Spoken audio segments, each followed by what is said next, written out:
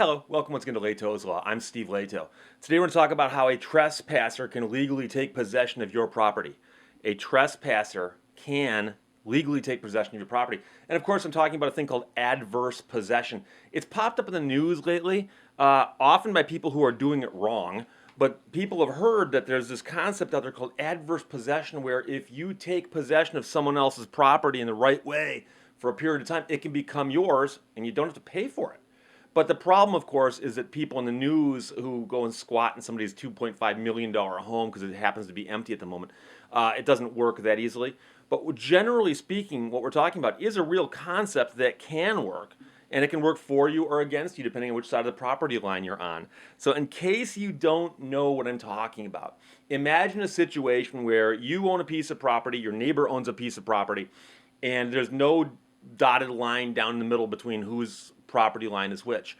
And you've lived there for many, many years, and they've lived there for many, many years. And somewhere along the line, somebody builds a fence down that property line.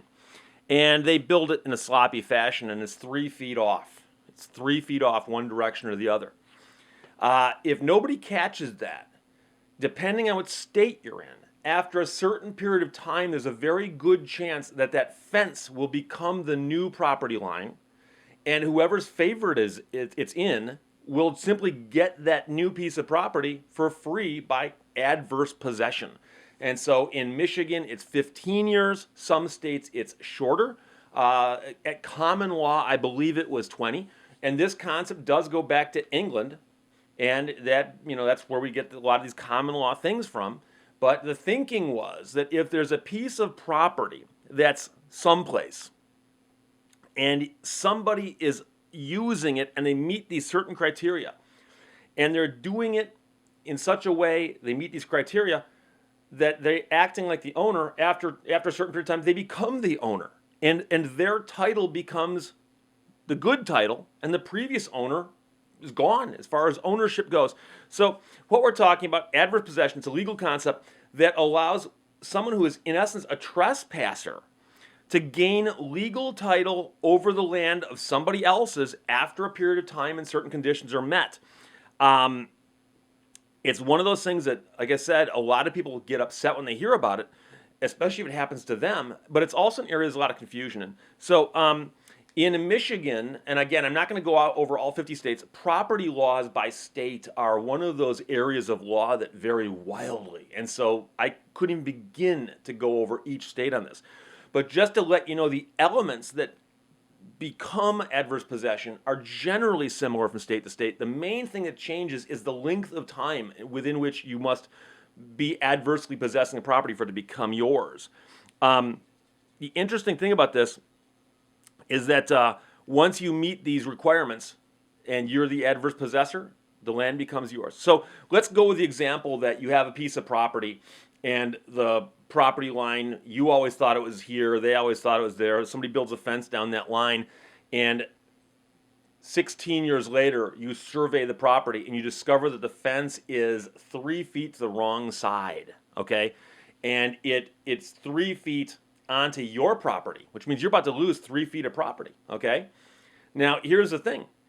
You can go to court and bring what's called a quiet title action. That's where you're going to try to quiet the title. You're trying to remove any disputes regarding the title. You're trying to settle the title. But it's called a quiet title action. And in Michigan, if that person has adversely possessed that strip of property for 15 years and you bring the quiet title action, if they can prove the following things, that property will become theirs. And the court will say so, and that is how it goes down. So the first thing is that there's several elements that the person who's claiming by adverse possession that they've got to meet. And one of them is that their possession and use of the property was hostile, meaning that they treated it in a way that was contrary to the other person owning it. So in other words, hostile here doesn't talk, the hostilities between people.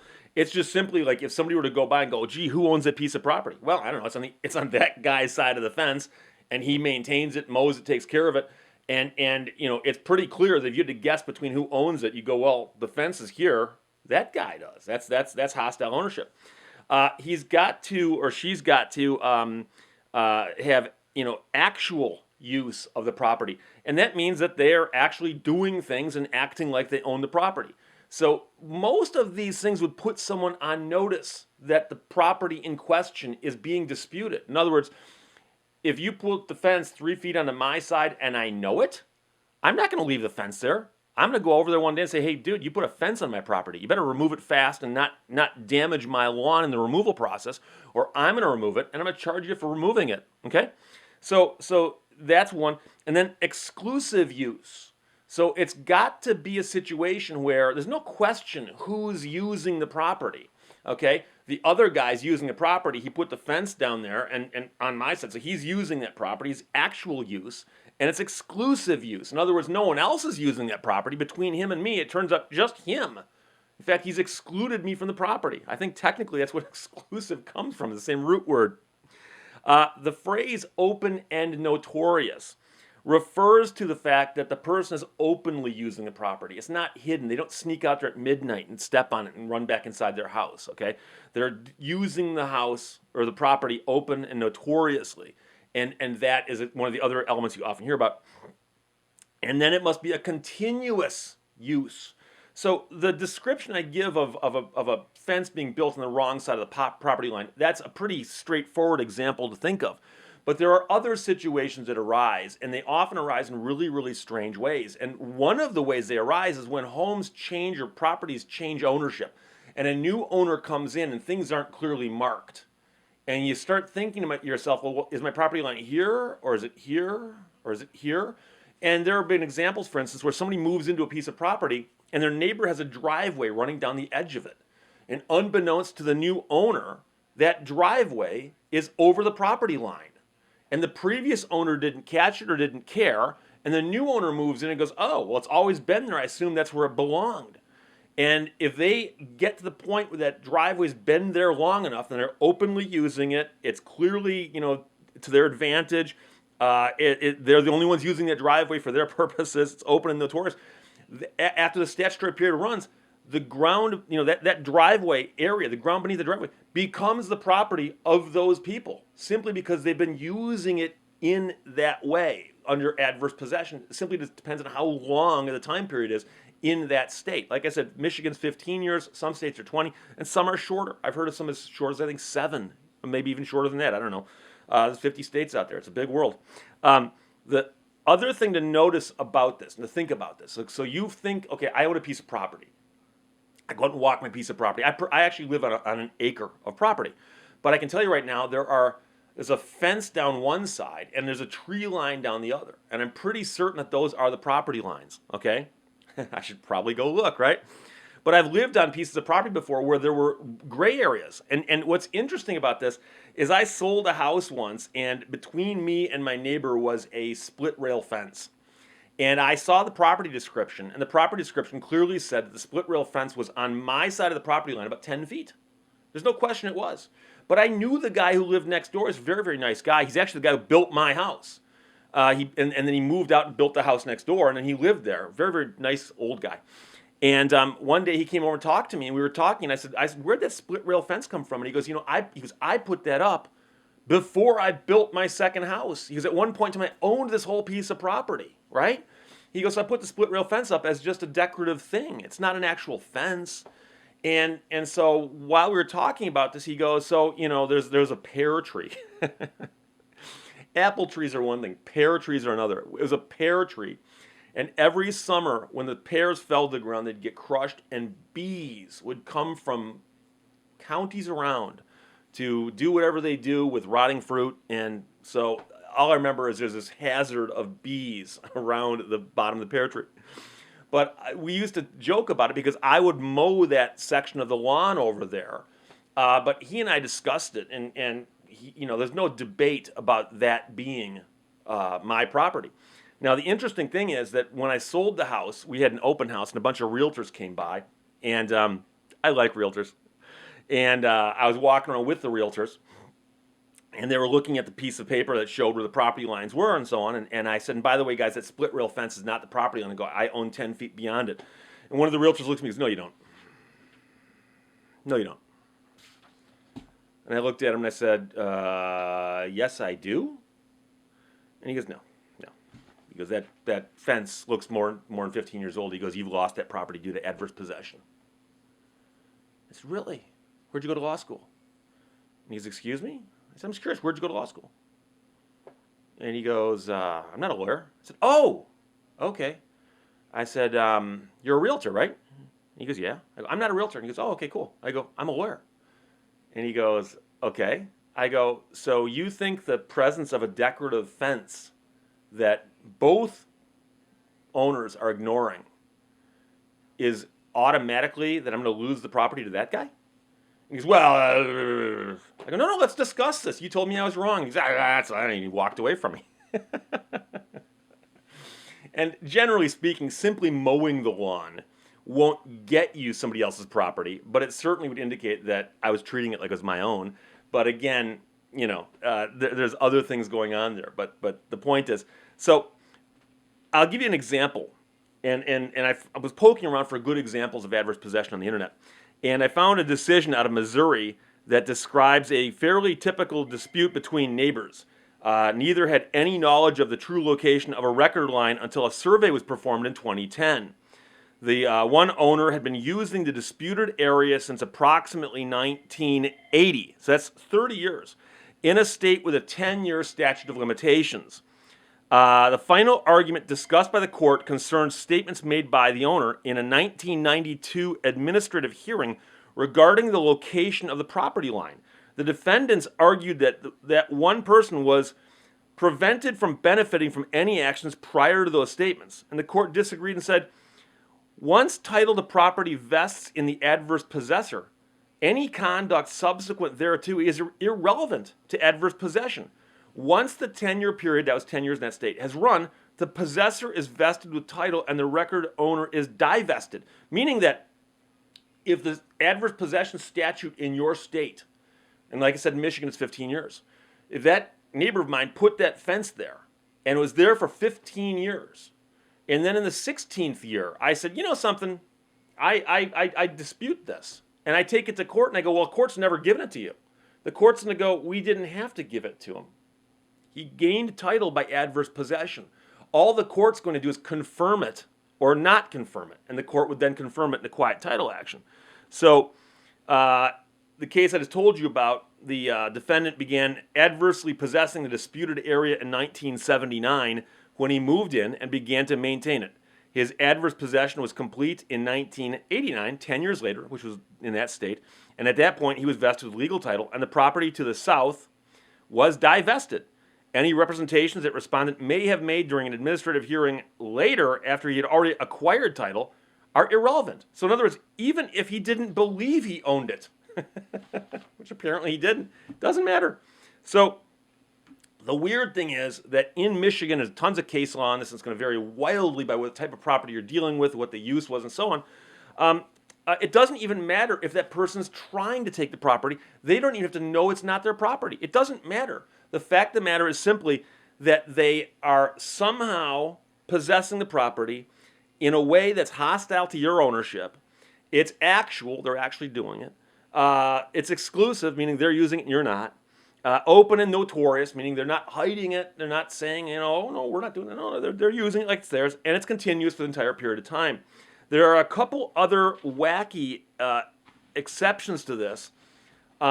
So, for instance, there have been examples where somebody was paying taxes on land and said, well, doesn't that establish my right to ownership? And you're paying taxes on it, among other things, is between you and the taxpayer, or the tax man, right? Unless you're putting up signs going, I'm paying taxes on this piece of property, who would know? Also, you can't claim adverse possession against the government. And this is actually one that I became aware of when a relative of mine owned a piece of property that was adjacent to a municipally owned piece of property up north in Michigan. And there was a well-known boundary line that ran right down the middle where everyone knew where it was. And my friend planted some trees along the boundary line because the other side was a park, and there were people in this park who would occasionally be very, very loud and so on.